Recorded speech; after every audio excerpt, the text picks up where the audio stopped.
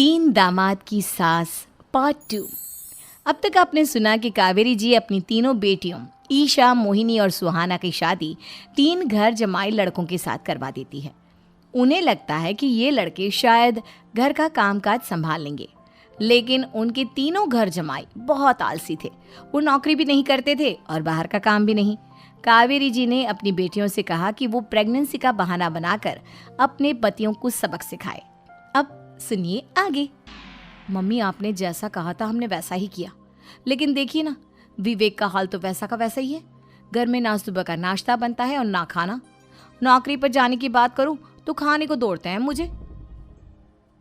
हाँ मम्मी, मैंने भी सुमित को कितनी बार कहा कि अगर नौकरी नहीं करनी तो कोई छोटी सी दुकान ही खोल लो।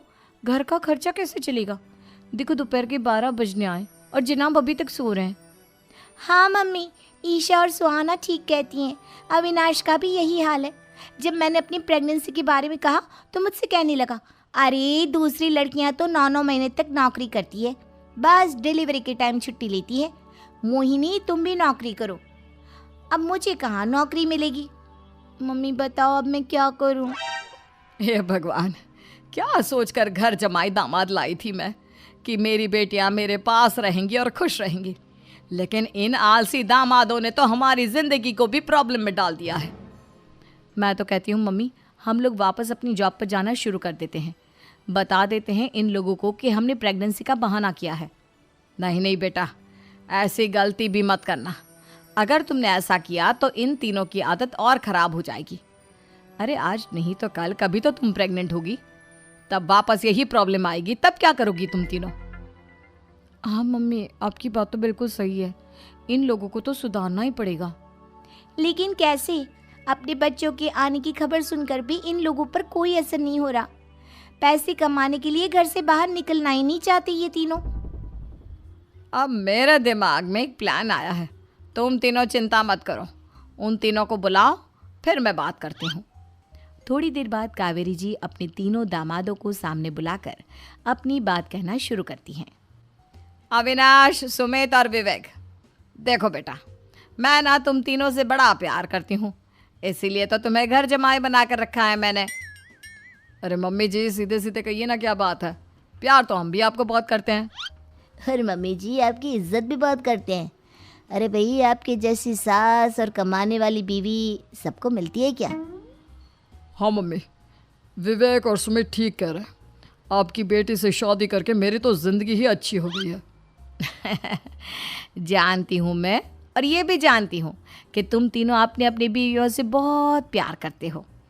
बेटा, बात ऐसी है कि हमारे कुल गुरु ने कहा है कि प्रेग्नेंट होने के बाद मेरी तीनों बेटियां शुरू के 4 महीने हमारे गांव में जाकर रहेगी, जहां मेरे चाचा जी रहते हैं। अरे लेकिन क्यों मम्मी, गांव में जाकर रहने की क्या ज़रूरत है इन तीनों को? वो क्या है ना बेटा, हमारे परिवार को एक श्राप है। अगर मेरी बेटियों ने यहाँ पर बच्चा पैदा करने की कोशिश की तो उनके बच्चों को कुछ भी हो सकता है। इसलिए अब से लेकर 4 महीने पूरे होने तक इन्हें गांव वाले घर में रहना पड़ेगा। हाँ तो इसमें प्रॉब्लम क्या है मम्मी जी? हम भी वहाँ जाकर रहेंगे, पिकनिक मनाएंगे। अरे भाई, बीवी जहाँ हम भी वहाँ। हाँ यार, आइडिया तो बहुत अच्छा है। शहर की ज़िंदगी में रह रहकर परेशान हो चुके हैं, अब कुछ दिन गांव में बिताएंगे।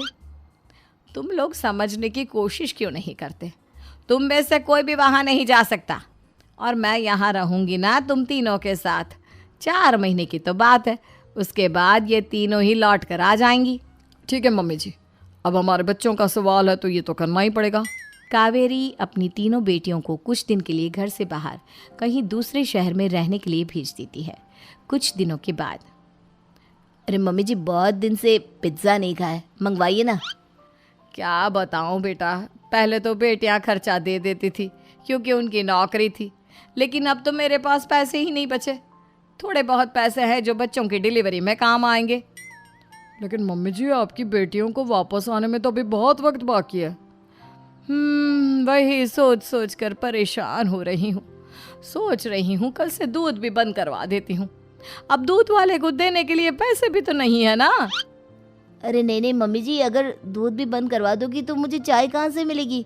और चाय के बिना मैं तो मर ही जाऊंगा। क्या करूं बेटा, इसके अलावा हमारे पास कोई ऑप्शन नहीं है, मेरे पास पैसे ही नहीं बचे। इस तरह कावेरी जी धीरे धीरे अपने तीनों दामादों को पैसे देना बंद कर देती हैं और घर में खाने पीने की चीजें लाना भी बंद कर देती है। अब वो तीनों बुरी तरह से परेशान होने लगे थे और इसलिए एक दिन तीनों प्लान करके घर से बाहर निकलते हैं और बाजार में जाने के बाद यार अच्छा खाना खाए हुए कितने दिन हो गए, पता नहीं कब अच्छा खाना मिलेगा। हमारी बीवियों के जाने के बाद तो हमारी हालत भिखारियों जैसी हो गई है यार। कुछ भी हो, मुझे तो आज पिज्ज़ा खाना ही खाना है। जेब में 1 रुपया नहीं है और पिज्ज़ा खाएगा, कहाँ से आएंगे पैसे? अरे देख वहाँ सामने बोर्ड पर क्या लिखा हुआ है, कंप्यूटर पर काम करने के लिए एक आदमी की आवश्यकता है। भाई मैं तो जा रहा हूँ, काम करूँगा और शाम तक पैसे लाकर आराम से पिज्ज़ा खाऊंगा। जा जा, तुझे कोई काम नहीं देने वाला, हम तो घर जा रहे हैं। चल भाई सुमित। सुमित और अविनाश वहाँ से चले जाते हैं और विवेक उस कंप्यूटर शॉप पर सारा दिन काम करके 5,000 रुपये कमा कर घर लौट कर आता है और अपने खाने के लिए अच्छी अच्छी चीज़ें भी लेकर आता है। ये देखकर विवेक और सुमित के दिल में भी कुछ पैसे कमाने की इच्छा जागती है। अरे सुबह सुबह कहाँ चल दिए तुम? मम्मी जी एक बहुत अच्छी जगह मिली है, कंप्यूटर पर काम करने के 5,000 मिले थे कल मुझे। अगर रोज़ काम करूँगा तो पूरे 40,000 की तनख्वाह। अरे वाह, ये तो बहुत अच्छी बात है दामाद जी, आपको जाना ही चाहिए। सुमित और अविनाश विवेक को इस तरह तरक्की करते देखकर परेशान हो जाते हैं और वो दोनों भी काम की तलाश में निकल पड़ते हैं। धीरे धीरे उन दोनों को भी काम मिल जाता है। अब कावेरी के तीनों दामाद छोटी मोटी नौकरी करके अच्छा पैसा कमाने लगे थे। एक दिन कावेरी उन्हें अपने पास बुलाती हैं। अरे वाह, विवेक 40,000 कमा लेता है, अविनाश 60,000 और सुमित तुम भी 40,000 के आसपास कमा ही लेते हो। कुल मिलाकर तुम अच्छे खासे पैसे कमा रहे हो बेटा। हाँ मम्मी जी, बहुत मज़ा आता है जब महीने के एंड में मोटी रकम हाथ में आती है।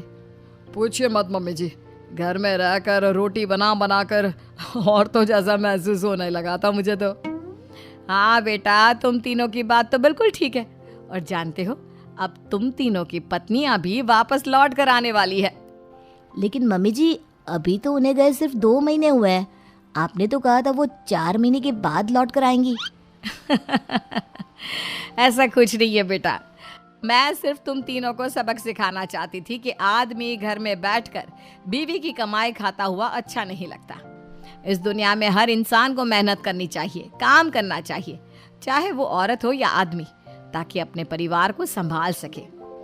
कावेरी की बात सुनकर उन तीनों को अपनी गलती का एहसास होता है और कावेरी उन्हें सच बता देती है कि ईशा, सुहाना और मोहिनी शहर में ही कहीं दूसरी जगह रह रहे थे। शाम के वक्त उन तीनों की पत्नियां लौट कर आ जाती है और कावेरी जी का परिवार एक खुशहाल परिवार की तरह